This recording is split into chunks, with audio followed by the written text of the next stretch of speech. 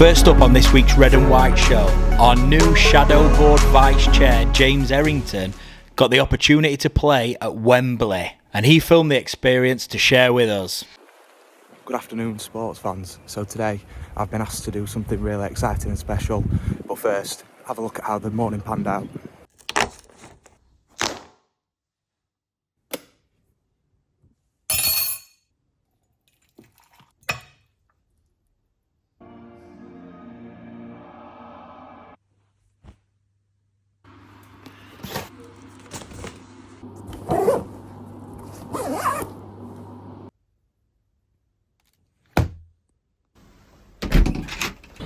So today I have been offered the chance to play at Wembley Stadium, walk out through the tunnel, sing the national anthem and play a 30-minute game. Oh, lovely bit of practice first, go on then. And I've been asked to vlog my entire day, so today you've got the world's most boring and socially awkward man for your entertainment, so if you make it to the end of the video, all the best. Being very selective about where I start filming these clips because of embarrassment, so I think it's fair to say 18 Dapper and David from the media team, your jobs are safe for now. So I've got the big coat and scarf on today because it's absolutely freezing and I'm so nesh. You what? Nesh. Cold. Zero, not cold. I'm cold. I'm nesh. I'm cold. Nesh. Yeah. Tells us on one here. So a bit of background on how I actually got the opportunity to play at Wembley. So the England Supporters Travel Club, which I'm a member of, ran a competition to all 20,000 members to put their name in the hat to be able to play there. Being in the top 375 of members, I knew I always had a good chance, but really didn't think that I'd get chosen out of the hat 2 weeks ago. So I had 2 weeks to prepare, and in typical fashion, I've done absolutely nothing of physical activity, and I've got a bad knee, so it can only go bad. The last time I actually pulled my boots on for a competitive game was at the Eco Power, where I actually managed to lift the Sunday League trophy, which was really good, but I only got 3 minutes of game time because, again, was injured, so I'm turning to a bit of a sick note at the moment, so let's hope we can get through this game. I'm actually hating absolutely every moment of this. As you can see, workers behind me just wondering what on earth I'm doing, so just get this vlogging part out of the day and can enjoy playing some ball at Wembley. Shout out to my niece who actually vlogs every single day of her life on her Snapchat story. I don't know how you've got the energy or can even be bothered. You may be wondering why I'm walking past a load of bus stops on the way to town, and it's because I'm the tightest man alive, so I'm not paying £2 for a bus when I can just walk in 40 minutes and it'll be a decent warm-up anyway. So yeah, I am one of 44 players today, and if you're wondering why there's 44 players, there's two 11-a-side games that are 30 minutes each. So, you know, really good opportunity to play some minutes at Wembley. And if you take into consideration the average age of the England Travel Club fans and also their physical condition, I actually think I've got a really good chance of scoring. So hopefully put in a good performance and a good shift. I've rewatched a few of those clips back and I've not made eye contact with the camera once until now, so you were never going to get any Casey Neistat style vlogs anyway, so. And just a disclaimer to my previous football career, I've probably played about 3 seasons at Sunday League level and never scored, so I'm incredibly poor. So even scoring a goal today would be special. Nope, not today. Finally arrived at Costa del Donny Central. What a place. There's absolutely no way that anyone other than me has gone into Greg's in Donny and ordered a green tea before. There's no chance that that stock's any newer than 2010. It's a great little gig for Dana White. Pain.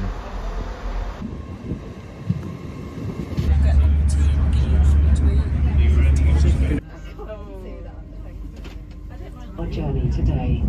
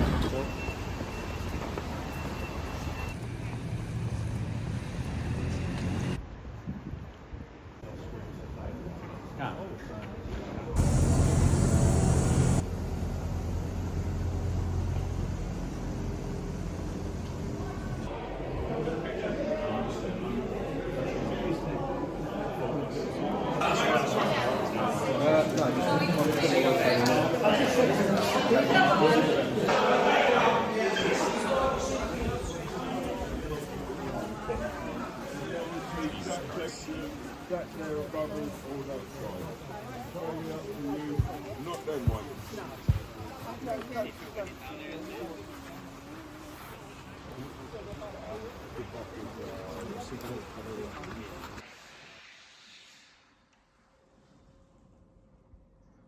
think we all know what happened from this corner at Wembley.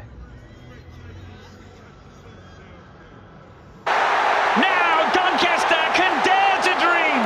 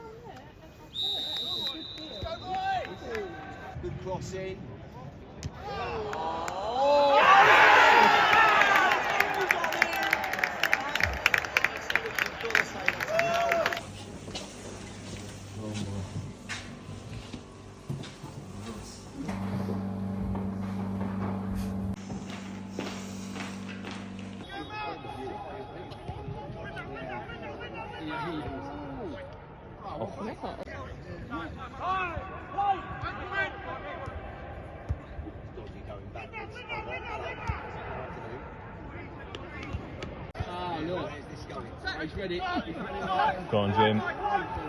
Lovely.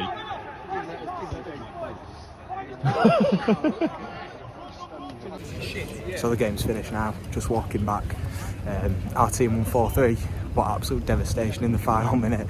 Been played clean through, gone through, scored, slotted it in. I've hit the celebration, turned around, offside flag.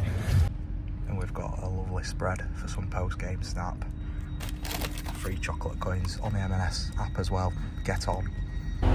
Finally back in Donny now, just approaching midnight. No sour grapes to the linesman on the offside. Just hope his Christmas dinner's cold by the time it gets served to him. But happy to get an assist anyway, and also fulfil a dream by playing at Wembley, which is absolutely unbelievable. So thanks for watching, everyone.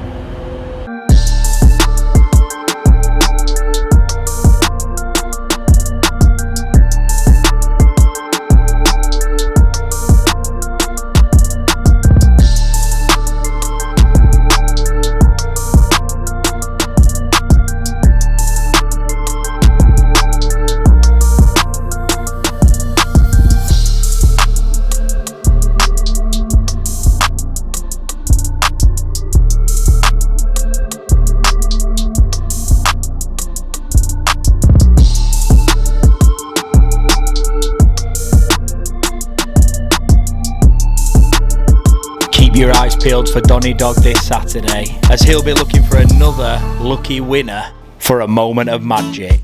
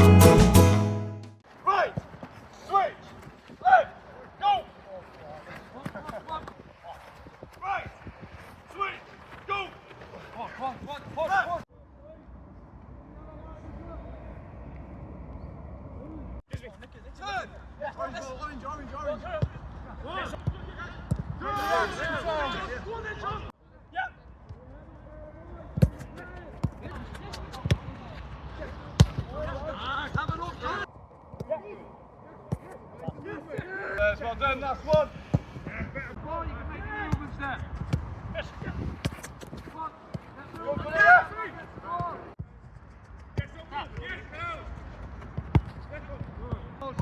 Yes. That's it.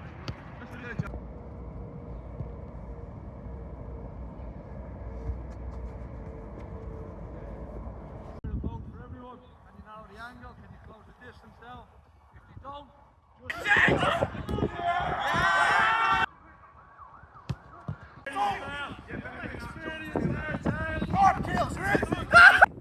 the orange, 20, Oliver Anderson.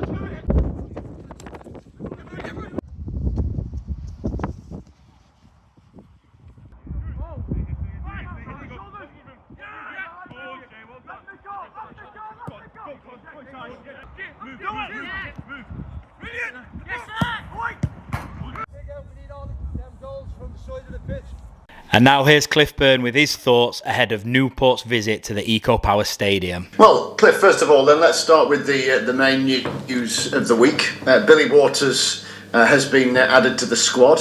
Why him? Yeah, I think he brings a different dimension for us. First and foremost, he's character-wise, he's going to be excellent for the group. He's going to step in and supplement that, but also on the pitch, then what he can bring to us there as well. He's a real threat. He's got a real eye for goal. Direct style of playing is in terms that he has his eye for the goal and he wants to make runs in behind. So we feel it will add another dimension to the group. Yeah, because he has something about his game that the other forwards that you have perhaps don't have. If you take the view that, you know, Fowl can play in a few different positions, just taller, more physical, that type of thing is what I'm getting at. Yeah. Like I said, the dynamic of that forward line presents different problems for the opposition, and that's sort of the focus behind when we recruit the players we bring in. The types, you don't want to be bringing in similar types all the time. You want to be bringing in players that can cause the opposition more problems, and we feel Billy will do that. If it works out for the best, is there scope to try and keep him? I don't know. That's not a question that's being posed. I suppose the gaffer would be more clued up on that than me in terms of the discussions that he was involved in. But it's firmly for the here and now with Billy, and we want to get him in. He's an infectious character already. The couple of days he's been in, so looking forward to working with him. How much have you needed, perhaps, all of what he brings to the table? And I say that only perhaps with reference to the Harrogate game, when just that clinical edge just wasn't there. Yeah, listen, it's always easy to pick out the chances that went the right and went the miss. But, you know, our forward players, they've been doing that for a long time in terms of getting in those areas, getting the opportunities creating. And listen, some weeks you don't take them and you're not as clean as you would like in front of goal, but it's no reflection of that. We were always looking to add a particular dimension to that forward line as well, and you know, we're really pleased that we've got somebody of Billy's capabilities and experience, but it just adds the competition to that forward line. And a guy that did brilliantly well at Halifax and actually very well at Barrow as they rose through the divisions, but has found football hard at Wrexham, so he'll be keen to get going again. Yeah, I think so. Yeah, I believe so. Listen, the dynamic of how we went to Wrexham and probably, you know, without speaking about other clubs, that Wrexham probably hit an exceptionally good run of form, which coincided when he joined the football club. So it's probably through no real fault of his own that the players ahead of him were in good form and good momentum. So, but you know, that aside, we're more than pleased to have him here. We've spoken to some good people we know within the game, and the references have come extremely high on Billy. By my reckoning, that's 4 now in the fast-moving world that is a transfer window. Next, what are the plates are spinning? I'm not aware of any plates that are spinning, but I suppose you'd expect that answer off me anyway. Yes. You know, we want to focus on the boys we've brought in. Listen, as long as the window's open, there'll always be speculation about ins and outs and stuff like that. I've no doubt through every football club.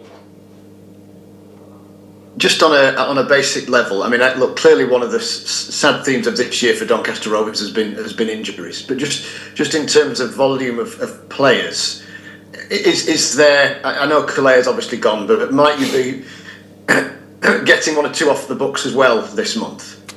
Well, listen, with the competition that we have, the game time is not going to, game time only spreads so far. So I guess over a period of time, players will feel the need that they want to achieve some more first team football and game time, and that will have a natural transition and as it evolves across the months. So, without me pinpointing anyone that may go, listen, we're always looking for opportunities, especially for our younger pros coming through, because we still have a duty of care to be developing them, and first team football does help that. So, we have our eye on one or two clubs that we would prefer our younger players to go to. So that may materialise over the coming weeks, similar to where Tav's gone out on loan and how we want him to go out on loan and come back and then impact us in the long term. So, but again, you've got to marry up with the teams that need players within that position. We've got to be happy with the team that we're sending them to, in as much as that the manager wants them, the manager sees them within the plans, and the manager's going to help develop these young players.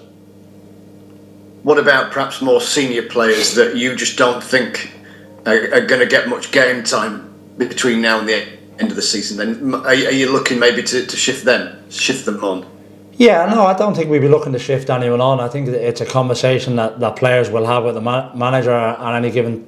A big part of my role within a football club, and as long as I've been working with Grant, is prepare players to be available and selected. So that does be my drive during the week with the rest of the senior staff. And unfortunately, you can only play 11 and you can pick 18. So there may come a time where somebody gets fed up with not getting enough game time that they feel they deserve. And we've got a real good group of players here, so we're not looking to sort of move anybody on unnecessarily. Well, potentially 4 players might make their debut tomorrow. What's of course been the latest? How likely is that then? What is obviously the most recent arrival, but McGrath, Carty, Craig have been in the building for a few days at least now. Yeah, no, they've been in for a couple of days. We've seen a fair bit of Jay previously, so it's been good to get them in amongst the group and integrated in. So the manager will pick the team he feels will benefit us tomorrow and has the most chance of going performing and getting the win. So as far as that's concerned, that selection process will lie with him. Normally with Grant, one of us ends up going through a list of players. So let me turn it around this week for you. Is there any positive news on the injury front? Yeah, there's loads of positive news, and as much as my glass is always half full, so the lads are another week closer to being fit. Some of them have been out on the pitches this week. A couple of the players. So is anybody ready and raring and capable of coming back into the squad for this weekend? Probably too quick is the honest answer on that. So what we had the squad available to us when we were at Harrogate is very similar to the squad that we have available leading into Newport. Right. So who of the sort of sick list is sort of nearest to coming back then? You refer to them as the sick list, not me. Unfortunately, that's where they are right now. No, well, unfortunately, they're in that process of rehab. But we have Richard Woods moving along nicely. James Maxwell's moving along nicely. So, like I said, they're pitch based now. So hopefully we can progress them at a momentum that keeps them on the grass and doesn't sort of sustain any further injury to the ones that are coming back from. Grant spoke after the match last week at Harrogate about players not learning from the mistakes. What's been done this week to address that? Yeah, listen, we review the games as a staff and we do as players and individuals. So within that, we always feel we can be better. I don't think you go across any management team that doesn't watch a game back and have areas to improve, and we're no different. Unfortunately for us last Saturday, the areas that that we had a little shortcomings in led to the opposition's goals. So we've had not a total focus on it, but it'd be unfair on us to identify how we're conceding goals and then not go and work on it on the training ground and work on it with the individuals that have been involved, because it's not always the same people, it's not always the same person, it's a collective. We win together, we lose together, and that's happened on the training ground this week as it does every week, because you're looking to improve everybody as much as you can. You had a great September and October. I know there's been obviously wins in the intervening period since then, but are you a little bit surprised that you've not kicked on a pace after that? No, I think in most of the games, performance-wise, for large parts of the games have been positive. And as we've seen in the Harrogate game, we're just talking about a most recent game, we had a real positive spell, as I'm sure Harrogate would say they had. But you've got to take the opportunities when they come your way, and that dictates the rest of the game and how the game swings and ebbs and flows. So, it's not a case of looking forward and going, when we're going to get the momentum. You constantly stick to what you believe in with the players, with the group, the processes, and leads to performances, which then over time on a consistent level lead to results. So next then, Newport, just above Doncaster Rovers in the table. What's your assessment of them right now? Yeah, no, Graham's got his team, difficult team to play against. He's got a way that he plays. His team can look to try and dominate in terms of the fitness levels, the physical capabilities. But listen, they're on a good run of late, and we'll have plenty on come Saturday. But we've had a real focus on how we can go and perform this week, and how we see ourselves being able to capitalise. Is it about matching that perhaps physicality and intensity first before then doing what Doncaster Rovers can do? I think that's always the case, Andy. With every game you go into, you've got to have that. You've got to earn the right, as you'll have heard many times before. Some teams we play against have certain styles of play, whether that be a direct, a physical, a football, a dominating the possession. You've then got to go and match that, and then get control of the game to play how you want to win that game, and that'll be no different tomorrow.